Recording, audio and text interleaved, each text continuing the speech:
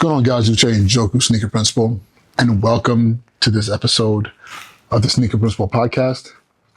It is the end of a long day today here at Exploration and Discovery, MS224, the school of which I lead here in the South Bronx. And it's been a long day, but it's been a good day. It's Monday, so Mondays are usually tricky because you never know what you're walking into. You think you know what you're walking into, but Mondays tend to be, a little bit all over the place. Coming back from the weekend, you don't know, if attendance is going to be good as far as staff and even with students. Then also, weekends is when most conflicts with students happen because, idle hands, idle minds kick in. So whether it's social media or conflict that happened at some point in time in the past kind of culminates over the weekend. So all these things happen. And not only that, it's the week before we go on winter recess. So the holidays are here and we all handle it differently. For some people, it's exciting. When I say some people, I mean children and adults. The holidays can be exciting, but for a lot, it can also be filled with dread for various reasons. And these are all the things that we have to kind of keep an eye out for, making sure that everyone is well. And students, staff, families, everyone, all of the above. So today, we walked in and we had a couple of different things. I had a visit from the district, working on a project for the district, video project that we need to wrap up. And then had breakfast with Njoku, which is the monthly time set aside for me to sit with parents, have breakfast, and talk about what's happening in the school, answer any questions they may have. It's very important as school leaders that we create spaces that are accessible for our parents to contact us. It can't always just be email me or call me or text me. Sometimes you gotta create a space to say, hey, come over and we can break bread.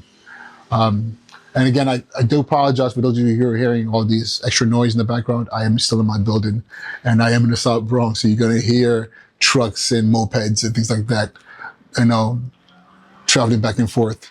I would close the window, but it's hot in here and I need a balance of air. If not, I'll probably pass out. But yeah, so today we had that. And what else happened today? We had our staff holiday celebration. We had a gift exchange in the form of a white elephant. I call it the white elephant, but I'm not sure if that's the full name. But it's a gift exchange where you have all the gifts on the table, and the goal is to make out with the best gift without knowing what's inside until it's opened. And if you have never tried this before, it's a great community builder. It's also a great way to just have funny frustrations because you might pick up a bag and say, oh my God, this is nice and heavy. This is a great gift. Open it. It might be a bag of potato chips and a bottle of water, like somebody planned to do. Or you might open it. It might be some China set. And you're like, oh my God, this is beautiful dishes. I want this. But the problem is this now. What you do is you draw names out of the bags. Whoever's next can make one or two decisions. Either go after the gift that you already have that's open or go for an open gift. And this repeats itself. So mind you, as gifts are open, people are watching like, oh, wow, I want that gift. Oh, no, I want that gift. And even if you were able, if you do take a gift from someone, it doesn't mean someone else won't take it from you. So I got called out of the room for an impromptu meeting. So I missed the festivities, but I was told that a couple of gifts were snatched away like 3 or 4 times, or maybe even more times, which I think is hilarious. But that's the point, to create a space where things are lighthearted and funny and people really engage each other. And it's almost creating a childlike environment for the adults. So I'm so happy that it turned out well. I could hear the laughter down the hallway, and that was my intention, to create a space for us to just be. This work that we do as educators is hard enough as it is, without creating spaces for us to just calm down. And And some of you might be saying, well, you're doing all that because you went on the wellness retreat. No, this was planned well in advance, because you always have to read the seasons and know, is this something that needs to happen in this season for my staff? Because I read that they need something, and that's what I did. But that's besides the point. No, it is the point. So there's no such thing as besides the point. It is the point. Because in this podcast, even though I might talk about a lot of different things, there will be moments where several moments where I will talk about human capital, and what I mean by human capital are the children, the staff members, the support staff, the parents, the community, all the human beings that allow us to have a space that's called a school community, and how it's important to take care of them, but it's all, at the same time, also take care of ourselves. And that's why tonight I want to talk to you about something. Hopefully it won't take too long, but something that's been coming up in my mind over and over again over the past couple of weeks, and it's the whole notion of a leadership stance. When I was in the military, one of the things they talked to us about was having a leadership stance. What is your stance? What do you stand on? What is it that you believe, and what drives you as a leader? So that you make the right commands when you are in command, and you also know how to follow when you're under someone's command. And so I have my notes here. So if I'm looking down, that's what I'm looking at. And the thing I want to talk to you about with the military stance is first defining the concept of a military stance and what a military stance can look like. The first one, so I have a couple of them here, 4 of them here. The first one is, I'm sure you've heard these things before and probably just never thought about it. Number 1, calm under fire. Being able to lead with a steadiness even when things are in pure chaos. Being able to stop and say, what am I seeing here? Being able to not allow yourself to get rolled up in the stresses and the madness of what might be happening around you. Being the one to be able to just be calm, to be still, and perceive the environment and make the right decision. Or in some cases, just make a decision. So calm under fire is a leadership stance. Mission focused. Knowing what the outcome is, or what it should be, what the mission is, where are we headed to, what mountaintop are we taking over, and staying focused on that, and even when things are falling apart, even when there's the chaos that requires you to be calm under fire, understanding what the mission is. And this is something that is at the core of the military, because the military is mission oriented across the board. When you hear the word mission, most of the time, what do you think of if not the military? This is one that you would not think with the military, but it's essential, and that is servant leadership. And it's funny because the concept of servant leadership or service leadership is not one that I necessarily took from the military, even though now I understand that, that's why it's called the service. Think about it. But when I was at Columbia University Teachers College, I had a professor, Dr. Richards, who was the founder of the Summer Principals Academy. And he was the first person that I ever heard use the term servant leadership. And I was like, you mean like the servant leading the master, to kind of like, play him for the benefit of the servant? And no, the examples he gave were like Jesus Christ, Mahatma Gandhi, Dr. King, Malcolm X, people who served their people who were willing to give their lives for the people that they served. And I thought to myself, it's interesting because in the military, that is one of the mantras. Band of brothers, being willing to lay down your life for your brother or your sister. Taking care of your team first so they can take care of the mission.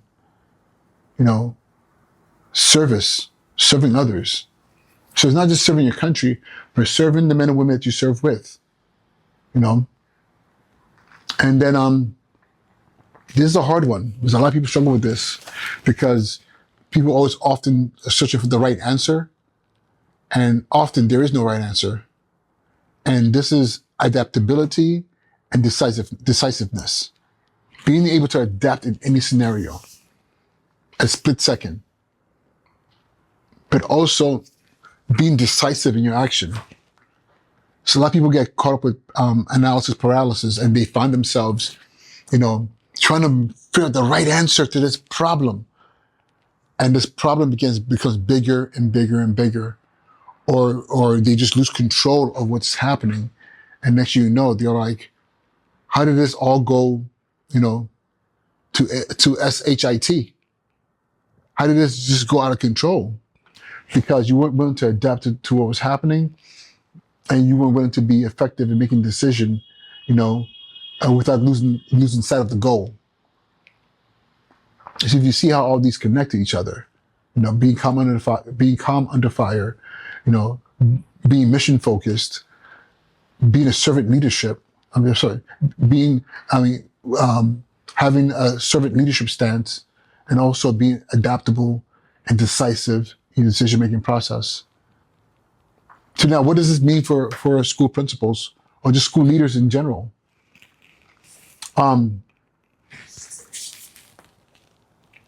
Too often I see principals who find themselves in difficult situations. It might be with a child, it might be with a staff member, it might be with a parent, where things are escalating, getting out of control, and they feel that they have to be a bigger fire, to quench the smaller fire, and not realizing fire and fire just makes more fire, And it's interesting that whole concept. I didn't even think about this.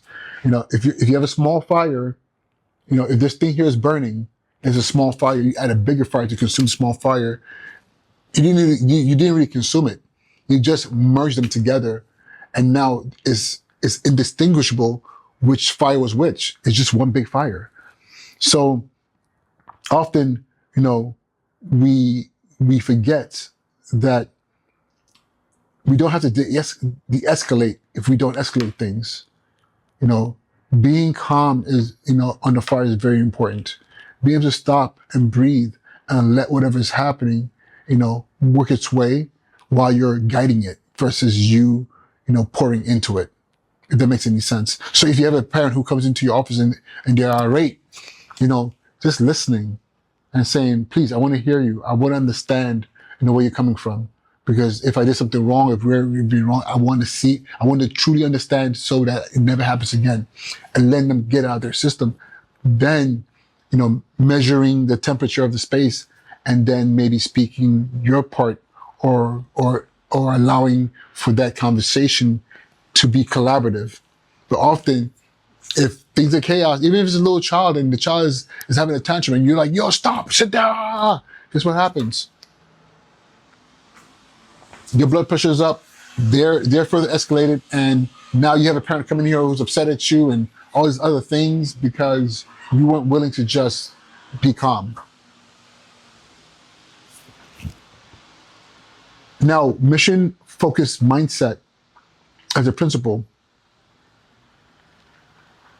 Often we start something and we don't finish it.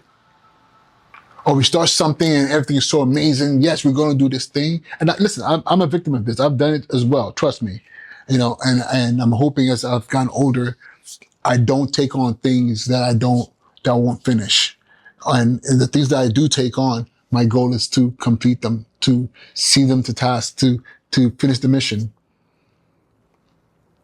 But it's hard to do if you don't plan things out. It's hard to do if you don't have a roadmap saying, this is where we're starting, this is where we're going, this is the tools we're using, here are benchmarks by which we're going to measure our progress and growth. These things are essential, they're vital. And often we don't do those things. We just say, hey, here's a new shiny thing, let's implement. Let's go all in. Put it in every single classroom. And months later, you're like, how come it's not working? Because you put it in the classroom, I put this in the classroom, and if there's not a mission, a plan, a focus, a way to make sure this thing is being utilized and its progress and its outcomes are being measured, then guess what? There was no mission. There was no focus. So it's very important in staying the course in a school with us, any kind of school-wide initiative, that, you know, we remember the results are not going to be immediate. We have to track and measure and have touch points to understand what's happening, and if what's happening is even trending in the direction that we want. And when we realize it's absolutely not happening, and we understand why it's not happening, we have to be willing to make those pivots to move in the right direction. Now, servant leadership, I think this is the easiest of them all, but also the hardest, because it requires that you set your ego aside. Let me try something simple. Sit the principle in your suit, in your Dolce & Gabbana belt buckle, your Fendi tie, your Louis Vuitton glasses,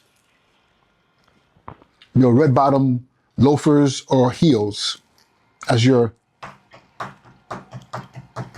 click-clacking down the hallway. Are you picking up the trash on the floor?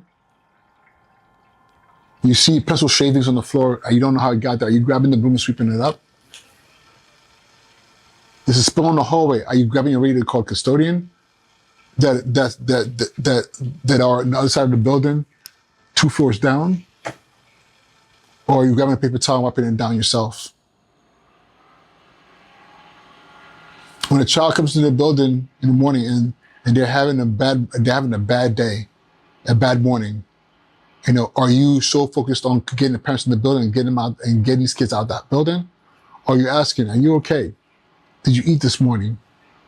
Do you want me to walk you down to my Louis Vuitton red bottoms to the cafeteria and make sure you get a cereal? I'll sit with you while you eat.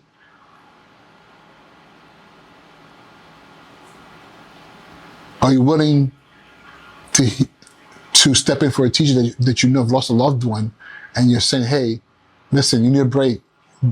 Go take a breather. I'll take over your class for you. Like, are you willing to do those things to serve those that you serve with? Because the fact of the matter is, when you do these things, guess who's watching? The other humans in the building, the children, the parents. They're watching you and they're saying, huh, this person moves differently, so I need to approach the situation differently. They're not against us. They're for us because they serve us. I wish they would label teaching a service and not just the military. Because I think if teachers understood the real rule, not just teachers, but everyone, leaders, teachers, whoever, and I don't know why my brain just went to teachers, but everyone in this building, especially principals, would just realize how much power we have. But the power itself is grounded in the service that we provide in our schools to everyone who's in there. There's an ecosystem that requires, that it's recognized, and also that it is grounded in service. And this so difficult one, being adaptable and decisive, adaptability and decisiveness. So many school leaders out here are so concerned with themselves, ego. This is how I do things. This is who I am. I'm not budging for nobody. I don't play that. I. But the thing about I is that I itself is often stuck. It's so rigid. The I, the letter I, just such. It's a straight letter. It's a straight line. It's so rigid. It doesn't bend. And when you don't bend, you're not able to adapt.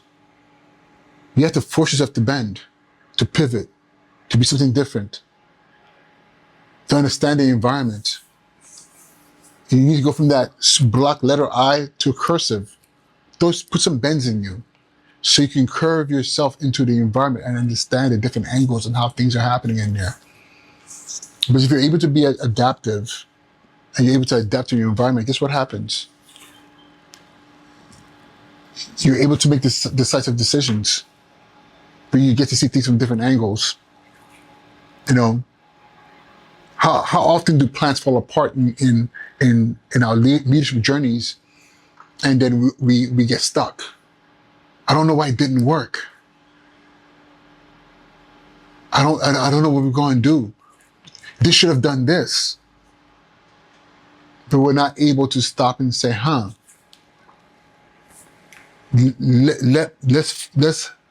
let's tap into back up to plan B, C, D. Let's make some adjustments here, throw some duct tape on it.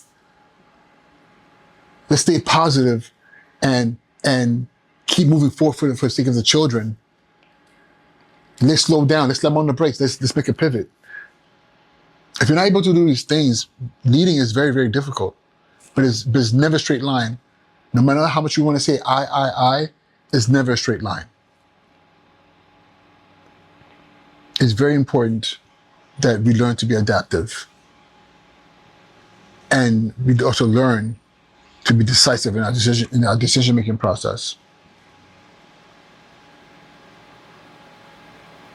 I want to close out by giving you four things, four core values that if you want to develop a strong leadership stance, these are four core values that you should really work on. Number one, being self-disciplined. Structuring your day. What time do you get up? How do you do things? How do you move? How do you address situations? What are your systems you have in place? Being self-disciplined, not just being a piece of cloth that's waving and flapping in the wind, but being very clear about how you move and what the outcomes you expect based on the way that you regiment your life. You gotta lead by example. If you're soft and just all over the place, guess what? People feel that they should be soft and all over the place as well. Next is clear communication. You have to be very exact with your words. You have to know what you're saying, why you're saying it, and what outcomes you want from it, and ensure that people understand you. Because if, for example, when we come to the mission, if everyone doesn't understand what the mission is, because you're not clear on it, guess what? That one mission becomes 10 different missions, or becomes no missions at all. So you end up being lost in the wilderness, just walking in a circle, thinking you're going somewhere, but you're not, because you don't have a roadmap.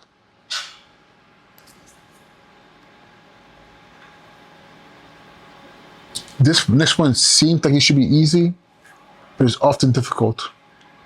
Relying on your team. And it's often difficult because the assumption is when we say team that we're always going to get along, that we're always going to be kind to each other, we're always going to be, locked in. That's not true. And I'll tell you this, show me an amazing team and I'll show you a team that wins in spite of itself. A team that knows how to get out of its own way. Understanding, like, listen, I might not get along with you today, but I still love you and we have a mission to accomplish. We'll figure it out later. That's a team. So relying on your team, it's important. But also being able to rally your team is crucial. Today, the Christmas White Elephant secret exchange thing we did was rallying the team, getting everybody excited, getting everybody together, saying, hey, let's have some fun. In our own way, let's celebrate who we are. And the celebration today was in the form of exchanging gifts and celebrating each other. With a little bit of fun in there. Because at the end of the day, like, my team is uber mission oriented, vision focused, but we have to find space to celebrate our wins, to celebrate each other, so we stay focused on that mission and that vision. And lastly, I'm going to tell you this: resilience. You have to be resilient. You know, especially as a school leader. Remind yourself why you are in the role that you're in and who you're serving. No matter how bad things get, always remember that. Be resilient. I do this because of this. I do this for these people. I do this for these outcomes. I do this because this is what I do. You gotta be resilient. And it's something that often we forget. I want to leave you with a reflection, and then I'm going to go home. In the military, leadership is about the mission and the people.